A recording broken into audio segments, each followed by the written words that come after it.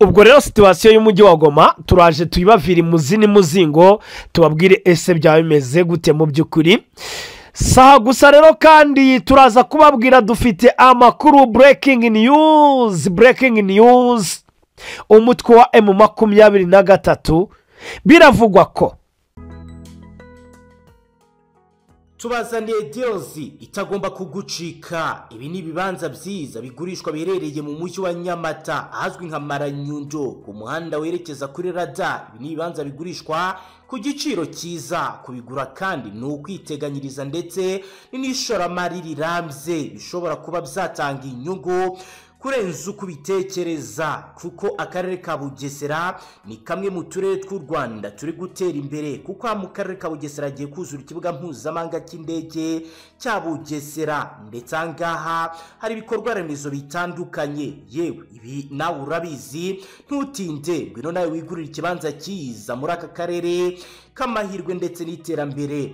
Waduhamagara cyangwa ukatwandikira kuri WhatsApp 0795839757. yewe ntutinye kugira vuba uzugura ikibanza, kuko ibi ubona twamakingishije ibara ry'icyatsi kibisi byamaze kugurwa. Ihute nawe uze wigurire ikibanza cyiza maze ukora ishoramari rirambye. Niba wifuza kugura ikibanza cyangwa inyubako mu karere ka Bugesera, mu mujyi wa Nyamata cyangwa mu murenge wa Mwogo ndetse n'andi hatandukanye, ntuzujyaze duhamagare cyangwa utwandikire kuri nimero yacu 0785839757 tukwereke aho washora amafaranga yawe mu minsi mike ukabona inyungu kandi mu buryo bwizewe 100%. Tugane tugufashe. Biravugwa ko waba warangije kwataka ugafata indege yerekeza muri Qatar kujya kuganira na Emir wa Qatar, muri kwibaza ngo bimeze gute. Ese twaba twamenye delegation yabagiyeyo? Turaje tubabwire mu by'ukuri ukuntu ibintu bimeze. Abantu bakomeje kugenda kenshi bavuga bati ukurikije Qatar byibura ukuntu yinjiye muri iki kibazo cya Repubulika Iharanira Demokarasi ya Kongo, ku munsi umwe gusa tukajya tukumva ngo yahuje His Excellency Paul Kagame ndetse na Son Excellence Tshisekedi Tshilombo. Bantu baravuze bati Qatar ishobora kuzagira gutya igakora ibintu by'ubwenge. Abandi bati Qatar niramuka idamaga M23 nta kintu, cyangwa se AFC nta kintu mu by'ukuri zaba ikoze. Bagira gutya, ndetse na Colonel Nanga we ubwe yaravuze ngo ibyo bintu byose baganiriye ntago twebwe bitureba, turakomeza gukora ibintu byacu nk'ibisanzwe nimba bitareba uko ikibazo cyacu giteye. Ati ntago twebwe ibyo bintu bitureba, nta nubwo tuzabyubahiriza ibyo baganiriye, nta nubwo tubizi, turategereje. Biravugwa ko rero M23 rwose yuriye indege ijya Qatar. Ndaje mbabwire ngo bimeze gute. Bikanavugwa ko harundi ubwo ni ikindi gihugu gikomeye cyane muri politike gishobora kuba kigiye kuganira bikomeye cyane n'umutwe wa M23, byose bigakorwa kandi ku munsi umwe cyangwa se mu gihe kimwe. Bishobora gutwara n'iminsi, ariko ni mu gihe kimwe. N'iki ngiki M23 iraba iri muri Qatar. Hano birakomeye. Amakuru dufite nagasanzwe, na makuru mu by'ukuri nakubwira ko utapfa gusanga ahandi. Kera kabaye byari bimaze iminsi byigwaho, byiganwa ubushishozi. Mu minsi yashize Colonel Nanga yararimo ahura cyangwa se avugana nabo mu by'ukuri muri societe civile, ariko bikorera ibijyanye n'ubucuruzi cyangwa se ubuvunjayi bw'amafaranga. Bafite ibigo by'imari, bari bafite ibigo by'imari muri Goma n'ibiki byose. Ngira ngo murabizi yuko Banque Nationale ya Repubulika Iharanira Demokarasi ya Kongo muri Goma, mbese ibijyanye n'amabanki byose hariya muri Goma ngo leta yarabifunze. ntiwamenya ukuntu bimeze, nimba amabanki yose afunze, niba mu by'ukuri ahubwo wenda batemerewe kuba bakorana ku bijyanye n'amafaranga, kuba bahererekanya amafaranga. urumva hari ukuntu nka banki z'ibihugu zigenda zitanga amafaranga nyine mu mabanki mu buryo bumwe cyangwa ubundi, nyine bahererekanya amafaranga bayahana. sinzi ukuntu nigeze gusobanuzaho gatoya, nyine umuntu ansobanurira ukuntu bigenda, kuriya kuntu bakusanya amafaranga akagenda akagera kuri banki y'igihugu, n'ubundi akazagaruka iyo ashaje, uburyo ki bagenda bayavugururamo n'ibiki byose. ibyo bintu byose muri Goma ntabwo izo taranzakishonizi mu by'ukuri igihugu kirimo kiremera yuko Goma ikomeza kugendana n'abandi banyagihugu. ni ibibazo bikomeye. nako sinagoma gusa, mu bice M23 byose hari igenzura. barangije rero guterekaho ikigega rusange cyo kuzigama, byumvikane ko gisa na koperative. nabonye banajyaye n'izina cyitwa kadeko cyangwa se kadi eko. mu by'ukuri ndaje ndebe ku itangazo basohoye. barangije rero gushinga icyo kigo ndetse banashyiraho abayobozi bacyo. ibyo byose ndaje nkubwire ngo bimeze gute. ni ibintu kandi bashingiye mu by'ukuri ku mategeko rwose yo muri Repubulika Iharanira Demokarasi ya Kongo, amategeko mpuzamahanga n'ibindi, amategeko ya AFCBAR M23. ibintu nk'ibyo ngibyo nahoze rwose mbibona, ndaje mbive imuzi n'imuzingo. kadi rwose kadeko niko cyiswe. ubwo mu rurimi rw'igifaransa hari nuko kugisoma umuntu aba agwirirana. ni la caisse générale de pranye du Congo, nimba mbisomye neza rwose. igifaransa muzajya munyihanganira rwose, ntago mba ndi tayari cyane. ibyo rero mu by'ukuri ni ibintu bikomeje kugenda bigarukwaho nabyo mu makuru yo muri Repubulika Iharanira Demokarasi ya Kongo.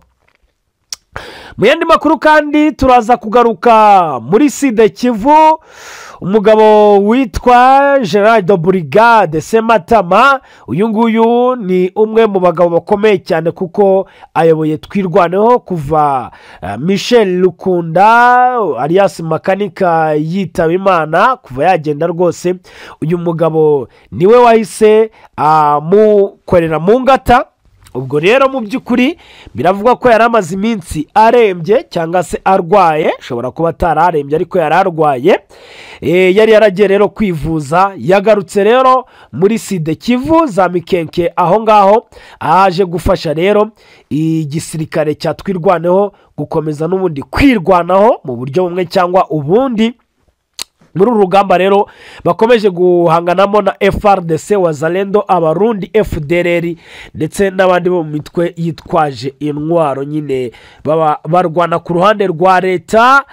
bikavugwa ko rero mu by'ukuri ngo akihagera ahari hari kubera imirwano mwoka byaramwe, Abarundi n'Abafaridese ngo bayabangiye ingata.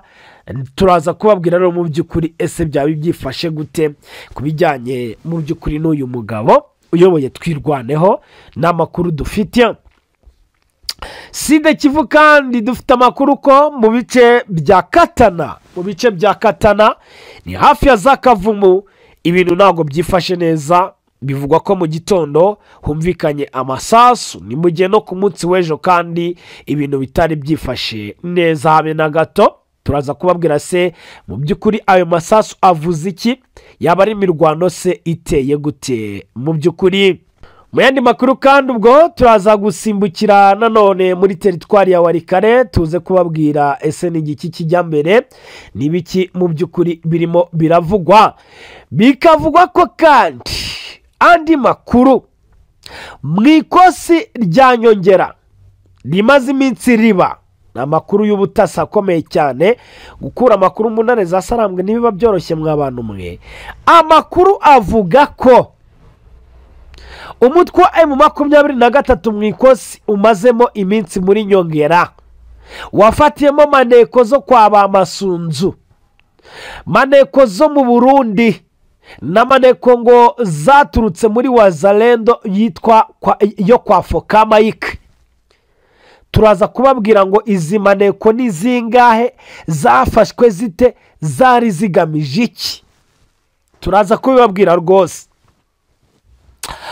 Andi makuru, igisirikare cya Repubulika Iharanira Demokarasi ya Kongo, turaza kubivimuzi nabyo, gikomeje kugenda cyongera ingabo ndetse kizamura urubyiruko rwinshi cyane rujya mu myitozo ya gisirikare. Muri Basi Uwele abagera kuri 600, urubyiruko 600 rwarajoyininze cyangwa se rwinjiye mu gisirikare, bari barimo burira indege ahangaha berekeza kuri training wing. Ce mardi 25 mars 2025 ni ku munsi w'ejo ku itariki ya 25 Rapport national de Bouta, peu avant leur départ pour Kinshasa, où ils vont suivre une formation militaire. Le gouverneur de province de Bawele, Mike David Mokeni, a adressé un message fort aux jeunes recrues. nimba uri kubyumva neza, uyu bamwita des soldats. L'autorité bamwita a insisté sur l'importance de leur mission et sur l'honneur qui représente le métier des soldats. bamwita Mike David Mokena, guverineri wa Basi Uwele, yaganirije urwo rubyiruko, abasore n'inkumi bagera kuri 600 rwose biyemeje kujya muri training za FARDC ku kibuga cy'indege rero cya Buta. Niho buririye izi ndege za FARDC rero zagombaga rwose kubageza kuri training wing, service air cab. Buriye rwose indege rwose zibageza kuri rero training wing, aho bagiye gukorera imyitozo karahutaka. Igisirikare cya leta ya Kongo FARDC ndetse n'abagifasha bose bakaba bagiye gutoza urubyiruko rwinshi cyane. Mu by'ukuri rero ibi nabyo ni ibintu tugomba kuva imuzi n'imuzingo. Mutwemereye rero mu by'ukuri aya makuru tuyave imuzi n'imuzingo, ariko cyane cyane dushingiye cyangwa se duhereye amakuru turayahera mu by'ukuri i Katari. Ni ibiki ibintu bya Katari mwoka byaramwe? Katari bimeze gute?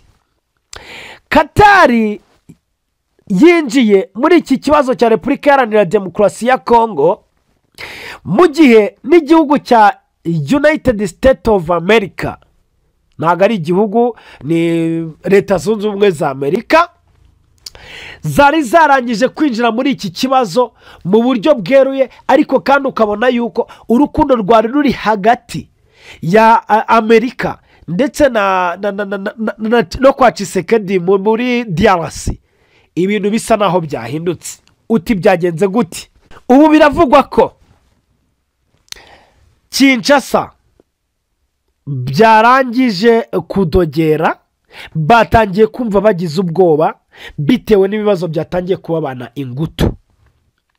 Katari irashaka kumenya ikintu cyitwa ukuri kuva A a Z, ikamenya ngo ibintu bimeze gute kugira ngo yinjire muri iki kibazo, binjire muri iki gikorwa cy'ubuhuza, bazi ngo buri kintu cyose kiravahe kikajyahe. Nibwo bafashe icyemezo cyo guhamagara umutwe wa M23 kugira ngo ujye kwitabira mbere na mbere ibiganiro na Emiri wa Katari, babanze batangaza amakuru, babanze berekane what's going on, ni iki kijya mbere muri Repubulika Iharanira Demokarasi ya Kongo kugira ngo twinjire muri iki kibazo tukizi neza. Ese kuki murwana? Gahunda yanyu ni iyihe? Kuva ku ntangiriro kugeza amagingo aya ngaya ni ibiki byabaye muri Repubulika Iharanira Demokarasi ya Kongo?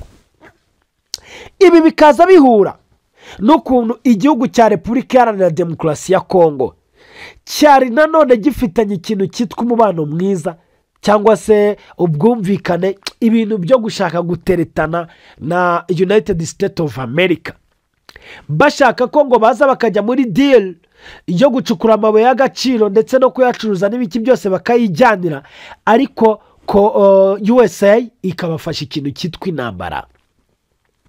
bamwe mu basesenguzi ngo batangiye kubona ko ibi bintu bidashoboka bitewe n'umugabo woherejwe na perezida Donald Trump muri Repubulika Iharanira Demokarasi ya Kongo yitwa Honi Runi. urumva rwose uko yavuye muri Kinshasa yageze i Kigali yageze na Uganda ajya gukurura amakuru yoherejwe na Donald Trump, ariko yazanye amakuru mu by'ukuri yaciye intege abo muri USA. Yabibabwiye bose bakuka imitima baravuga bati iki gihugu si cyo kujya gukoreramo, aho yagiye avuga ati mu by'ukuri iki gihugu gifite abantu bahejwe, iki gihugu gifite ibibazo bya za ruswa, bati iki gihugu ngira ngo twari twigeze kubigarukaho gatoya, gifite ibibazo mu by'ukuri byo kudakunda abanyagihugu babo, kuko ngo ntibinumvikana ngo iyo ubonye ukuntu basaba ibijyanye n'imbunda cyangwa se no kugira ngo abantu binjire mu ntambara, ukibaza ukuntu badasaba amashuri, badasaba imihanda, badasaba ibiki byose. Ati ntabwo, ati ngewe nabonye atari igihugu twajya gukoreramo. Ibi ngo byateye Amerika gukenera nayo kumenya buri kantu na buri nguni, umugani w'abahungu, buri kantu kose M23 nako ngo yabiri kurwanira. Byumvikane ko mu makuru twarangije kumenya muri uru rugendo rujya Katari M23 yagiyemo, kuko indege yo barangije kuyura rwose, hari delegasiyo yarangije kurira indege ijya Katari, bagomba kugerayo mu masaha y'umugoroba kuri uyu munsi ku itariki ya 26 2025 mu kwezi kwa gatatu. Biravugwa ko bagomba no kuzaganira n'intumwa nanone zaturutse muri USA, United States of America, byikubagaho, kuko ngo barebye babona ko iki kibazo cyo muri Kongo ari ikibazo cyo kwitabwaho cyane, atari ikibazo cyo gutereranwa. Sasa ibintu bisa naho byakomeranye umugabo witwa Tshisekedi Tshilombo. Ayo makuru yo rwose ni amakuru ahari. Tutagera no muri byinshi, ndashaka kukubwira ko delegasiyo magingo aya ngaya ntago irajya hanze. M23 ntago irasohora urutonde rw'abagiye hariya muri Katari, ariko biravugwa yuko aba bagabo bayobowe n'umugabo witwa ni generali Imani Nzenze. Uyu nguyu akaba rwose umutasi kabombo, niwe ukuriye ubutasi bwa M23. Imani Nzenze rwose ni colonel ntago ari general. Colonel Imani Nzenze niwe waherekeje delegasiyo yagiye muri Katari ya AFC bar M23 mu rwego rwo kujya gutanga amakuru idonido uko ibintu bimeze. Ayo rero ni amakuru mu by'ukuri navuga y'ubwino, ni amakuru tugomba kuba duheraho mukamenya ngo bimeze gute, birava hehe birajya hehe. Kuri skandale rero mu mujyi wa Goma ndetse no mu nkengero zayo, uri kwibaza ngo byimeze bite, byagenze gute. Mu masaha y'ijoro, ku isaha y'isaa 4 z'ijoro, amakuru mfite aremeza ko abarwanyi ba Wazalendo barimo ndetse n'aba FDLR bari muri bamwe bagabye ibitero ku mutwe wa M23, ariko ni ibitero mu by'ukuri ngo bitari birimo bishyika ku mutwe wa M23, ahubwo byashyikaga mu bice abaturage barimo. Ngira ngo wumvishije neza ibyo uriya muturage uri hariya yavugaga, asobanura ukuntu mu by'ukuri ibitero byari bimeze. Natangije mbibumvisha.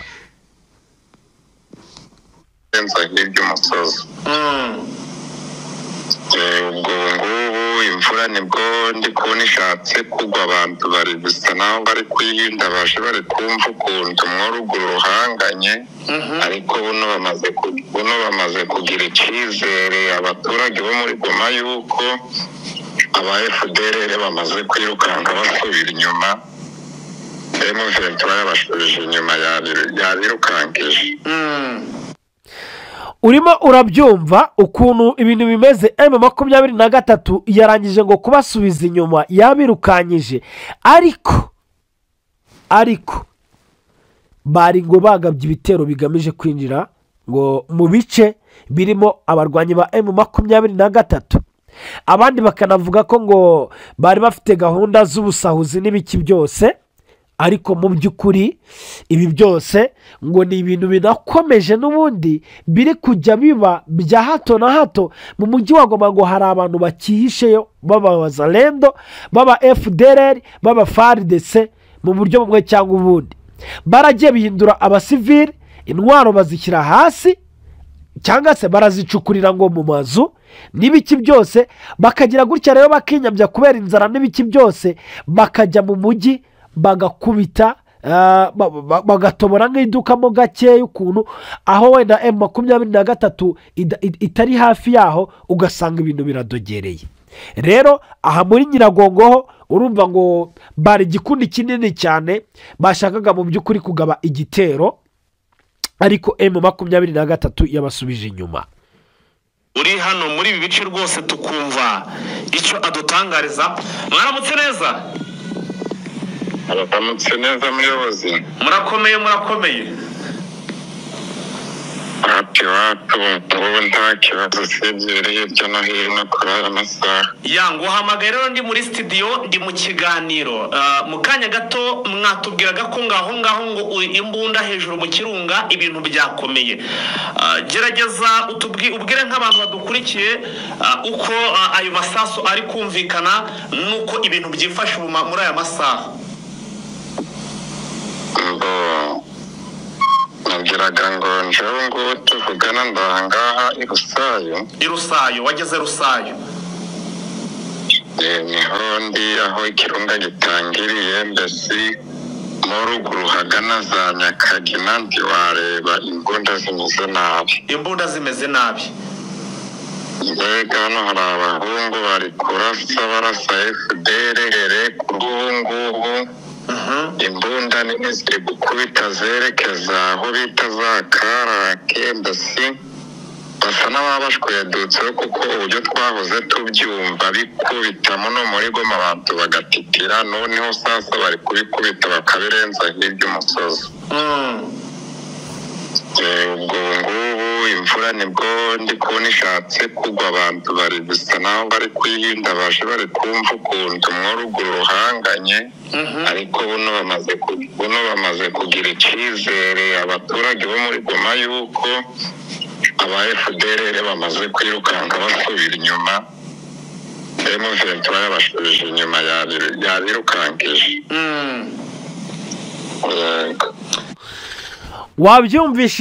wabyumvishije urebye situwasiyo ya Goma, mu nkengero za Goma nako muri Nyiragongo ni uko nguko imeze.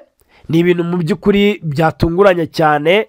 abantu benshi ubundi bazi ko biriya bice urugamba rwaho rwarangiye, ariko buriya abantu tujye twemera ntago intambara irangira gutyo gusa, haba hakiri ibintu byinshi byo gukorekitinga. ntabwo umuntu wafashe imbunda apfa kuyirekura gutyo burundu.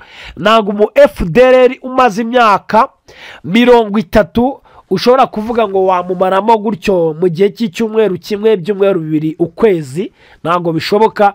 M23 iracyafite akazi kenshi, usibye ko ikigaragara nyine bagerageza kubyitwaramo neza kandi bagakora operasiyo zitabangamiye abaturage ahubwo zibarengera. rero urumva ni ibintu nanone ku rundi ruhande byo kwishimira kuba byibura n'ibyo bitero iyo babibateye cyangwa se iyo babigabye bagira gutya bakashobora kuza kugira gute kubisubiza inyuma.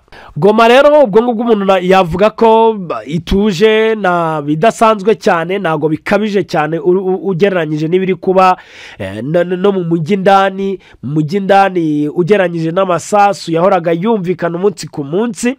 ntago hari gucika ibikuba bikomeye, ariko abariyo bakavuga yuko mu by'ukuri ngo bahora bagirana inama, nta muntu wemerewe gupfa gukora ingendo nyinshi cyane za nijoro mu bicuku cyane cyane hantu haba hatagera cyane patrouille, kuko urumva M23 uriya mujyi wose sinshobora kumva ko buri metero yashyiramo umusirikare. Ubwo bafite ikintu cyitwa kwigengesera. Abatabizi murabisabwa mugerageze kwigengesera, nubwo intare zasarambwe zibacungiye umutekano, ariko ntago muri twa duhegeni wazarendo zari zashiramo mwuka byaramwe. Hari n'abaza baje gusahura kandi bitwaje intwaro. Birumvikana rero ko mu by'ukuri situation hariya iri very serious, bisaba kuba nyine nawe uri serious. Sasa twigire nanone, ariko n'ubundi turaba tukiri mu mujyi wa Goma. Mubwire ko M23 yarangije gushinga ikigega kibijyanye no kugurizanya nako kuzigama, umva, hashingiwe ngo ku itegeko nshinga rya Repubulika Iharanira Demokarasi ya Kongo, nk'uko rero ryavuguruwe kandi ryujujwe kugeza kuri uyu munsi n'itegeko kandi nanone ngo nomero 11, ubwo iryo tegeko niryo ryajyujuje Kamembe, nomero 11 rya 2002 ahari, ndetse nimero 11 00/002 ryo kuwa 20 Mutarama 2011, ingingo yaryo ngo ya 64 igika cyayo ngo cya mbere, ngo hanashingiwe kandi no ku itegeko nomero 08 akarongo 007 ryo kuwa 7 Nyakanga 2008, ngo by'umwihariko kandi ngo ni ingingo yaryo ya 4, ngo ndetse n'itegeko nshinga rya minisitiri nomero 09 ryo kuwa 12 nimero 09/12, ubwo ngo niryo kuwa 24 Mata 2009. Bagiye bashingira ku bintu byinshi cyane. Iri ngo ryahinduye ikigega rusange cyo kuzigama, ryahinduye cyangwa se bashyizeho ikigega rusange cyo kuzigama cya Kadeko, mu magambo ahinnye. Kadeko ni mu magambo ahinnye, nagerageje kubabwira mu Gifaransa. Kadeko banditse ngo banditse gute di, ngo ni la caisse, ubwo ni caisse générale da prienne da palene de palene di Congo. Igifaransa mba ndi hasi cyane, ariko uko byasa kose mba ngerageje kubabwira uko ibintu bimeze. Ati rero twashizeho rwose icyo kigega kigamije rwose ngo kuzigama, rero kandi ngo AFC ikaba nanone yashingiye ku ngingo zitandukanye, kuko ikigaragara iyi Kadeko ubanza yari isanzwe ahubwo iriho, noneho akaba ahubwo mu mujyi wa Goma, ubwo ndetse no mu bice M23 igenzura, basa nkaho bagiye gukora icyabo gishamikiye kuri icyo mu buryo bumwe cyangwa ubundi, ariko nyine kikazajya gikora kugira ngo abaturage nyine bizigamire. Ni ukuvuga ngo kuko bavuze batayashingiwe kandi nanone ku mategeko agenga ikigega rusange cyo kuzigama cya Kongo Kadeko SAL, ngo by'umwihariko ku ngingo zayo 30 ya 31 n'iya 32, ubwo urumva n'ubundi ibyo aribyo byose gisanzwe kiriho. Bashingiye kuri byinshi rero, ngo bashingiye no ku masezerano shingiro y'umuryango wa Alliance Fleuve Congo, bashingiye no ku mvugo y'inama, ubwo n'inyandiko mvugo y'inama nanone ya Alliance Fleuve Congo. Izi ngingo za Alliance Fleuve Congo ni ingingo yayo ya 3 igika cya 3, naho inama bashingiyeho nanone inyandiko mvugo ni yo ku itariki ya 15 z'ukwezi kwa 12 2023, ngo kubera rero kandi nanone umutwe wa M23 ari umwe mu bagize Alliance Fleuve Congo, ngo kubera kandi nanone kwishyaka Republique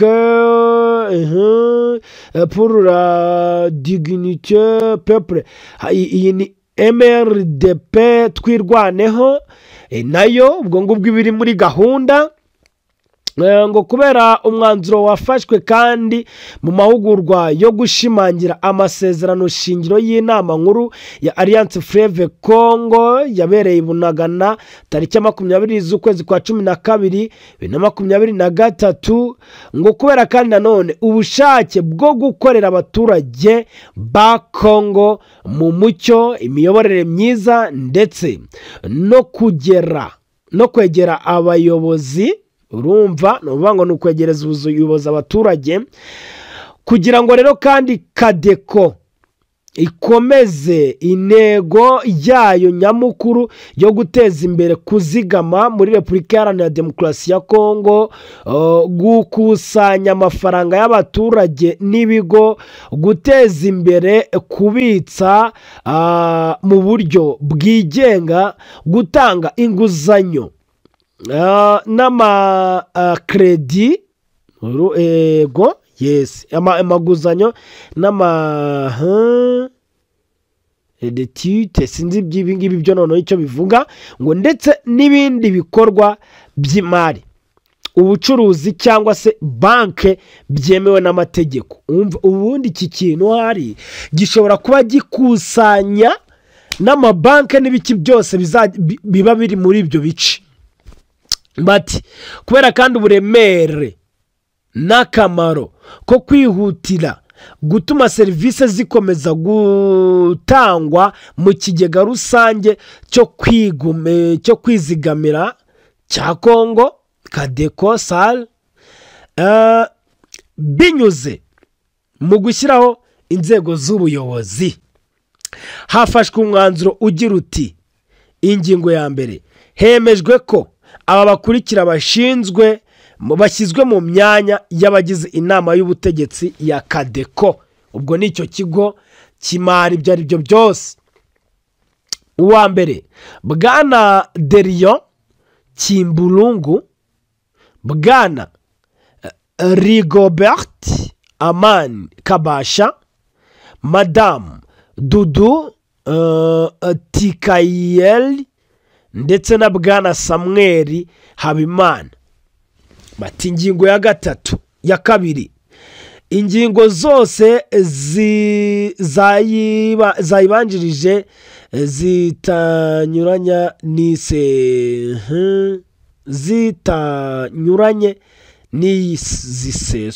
zitanyuranye n'iyi ngiyi zigomba guhita ziseswa. Noneho ingingo ya gatatu, abanditsi bahora ba Alliance Fleuve Congo M23 bashinzwe ishyirwa mu bikorwa ry'uyu mwanzuro uzatangira gukurikizwa kandi guhera icyo gihe usinyiwe. Goma tariki 25 kwezi kwa gatatu 2025, Bertrand Bisimwa, perezida w'umutwe wa M23, umuhuzabikorwa wungirije wa Alliance Fleuve Congo ushinzwe ibibazo bya politike n'ububanyi n'amahanga. Nibyo ngibyo Bertrand Bisimwa ashinzwe. Arakomeza avuga ati kandi bikaba byemejwe na Colonel Nanga Jobero, umuhuzabikorwa wa Alliance Fleuve Congo. Ngira ngo murabyumva ko barangije kwishyiriraho ikigega cyabo kibijyanye n'imari. Tugerero muri Sud Kivu tubabwire ko General de Brigade Sematama yarangije kugera mu Mikenke, hariya muri biriya bice nyine by'umurenge, aho rero mu by'ukuri aje koroganiza urugamba. Yavuze ku bintu byinshi cyane, yavuze ku barimo baragenda baza kubagana baturutse mu yindi mitwe y'abamayimayi, avuga ko bazakomeza kubakira, avuga ko buri muntu wese ushaka kubana nawe agomba rwose byanga bikunda ngo kuzabakira, kubera yuko ngo igihugu ni icya bose ndetse kandi buri muntu wese uzashaka ko igihugu bakibamo mu mahoro ngo bazakibanamo. Yagarutse avuga ku bijyanye n'ukuntu bihuje na Alliance Fleuve Congo, avuga ko mu by'ukuri bo bihuje nabo kuko babona ko bafite ibisa n'intumbero imwe ndetse n'umwanzi wabo bakaba babona neza yuko ari umwe. Avuga ku bijyanye n'ibiganiro, avuga ko mu by'ukuri bo nta biganiro bidasanzwe barimo, ariko ubwo abari muri biganiro babikomeze ngo bizabahire. Avuga ku bantu bari hakurya hirya no hino ku isi ngo bavuga ngo bakunda twirwaneho, ariko ngo badashobora kuza ku rugamba ngo barwane nabo cyangwa se ngo babafashe mu rugamba mu buryo bumwe cyangwa ubundi. Aravuga ati mu by'ukuri abadukunda nabaza tugafatanya, ati ngiye twirwaneho mbona nitwirwaneho mbona hariya rwose ku rugamba, ati nitwirwaneho iba irimo irarinda ababyeyi babo, abagenzi babo, abana babo n'inshuti zabo. Bati mu by'ukuri ubundi abo bandi bavuga bati turi twirwaneho, aravuga ati ni nko kubura icyo bakora, ati kandi si n'ubwa mbere, ati na makanika nawe yari yarabivuze. Aravuga ati ntabwo mu by'ukuri habura ikintu umuntu akora, ati baze ko dufite abarimu hano bashobora gutanga amafaranga barimo hano bakigisha, ariko bakazagera n'igihe bakaza bagafata imbunda bakajya ku rugamba bakarwana. Ati byumvikane ko abo ngabo nibo batwirwaneho, ati abo ngabo nibo tubona twebwe babatwirwaneho. Yari amaze rero iminsi ubwo ngo yivuza, ariko ubu ngubu yagarutse ku rugamba. Birumvikana rero ko mu bice bya Sud Kivu ibintu mu by'ukuri bigiye gusubira mu buryo, ariko n'ubundi byari biri mu buryo nta kibazo, ariko nyine birumvikana noneho iyo haje umuyobozi ibintu biba bigomba kujya mu buryo kurushaho. Sasa rero Sud Kivu ahitwa Katana ni hafi ya Kavumu. Abantu mwe birimo biravuga yuko hari abazarendo barimo baturuka mu mashyamba bari barahungiyemo, ngo bamaze kwikusanya rwose, ubundi ngo bakaza bakagaba ibitero mu bice abaturage batuyemo. Bikavugwa ko ariko ngo umutwe wa M23 uri gucucuma aba bahungu mu masaha y'ijoro, ku isaha y'isa 3 saa 2 gutyo, ngo nibwo abazalendo baturutse mu mashyamba yo muri za bahita ngo ikidi za Kabare, ngo baje bajya kugaba ibitero mu bice mu by'ukuri ngo birimo M23, ariko nyine bagaba ibitero mu bice birimo abaturage. M23 ngo yagukubitiye abazalendo. Biravugwa ko ngo bashakaga gusa nk'abasubira inyuma ngo kugira ngo bajye ngo kwinjira ngo mu kibuga cy'indege cya Kavumu. M23 ngo yagukubitiye ikintu cyitwa abazalendo ahangaha, irabakubita irabandagaza, barongera barahunga, abandi barapfa, imbunda biki byose barongera barabisigarana. Bikavuga ko mu by'ukuri ngo hari n'abarundi bakiri kujarajara muri biriya bice, nabo rero ngo M23 yabahaye ikintu cyitwa ikosora, irabakubita bikomeye cyane, irabandagaza ku rwego rwo hejuru. Ibi birahura neza n'ibyabaye nanone ngo muri za Mikenke, ubwo ngo Sematama yari akigera ahangaha, hari abazarendo bari babuze amayira yo kugenda, kimwe ngo n'abarundi nabo ngo bakubiswe na twirwaneho, abandi ngo bakiruka nta n'umuntu ugize gute ubakubise.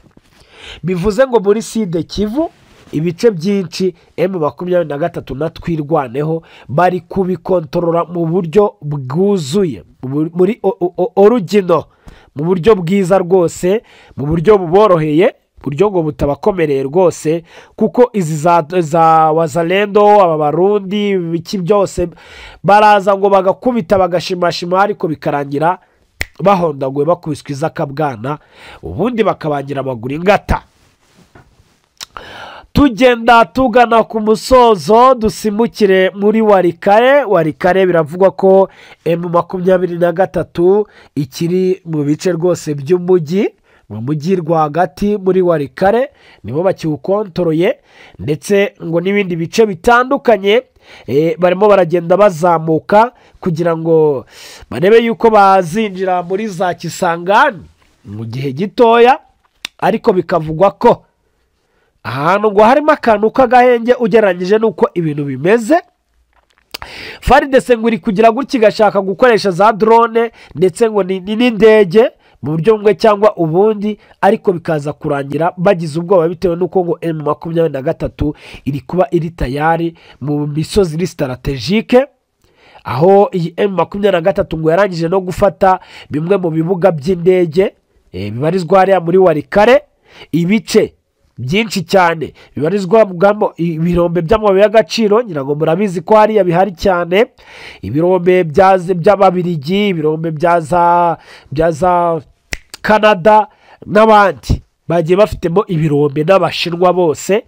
Biravugwa ko M23 ibice byinshi yatangiye rwose kubyinjiramo, ariko teritwari yo ikaba iyifite mu buryo buri totali. Ni situwasiyo rero ubwo turi bukomeze kugenda dukurikirana mu buryo bumwe cyangwa ubundi, tukaza kubabwira ese biravaye birajya hehe, byaba bifite ubuhe buremere, ese mu by'ukuri haraza guca uwambaye, biragenda biti.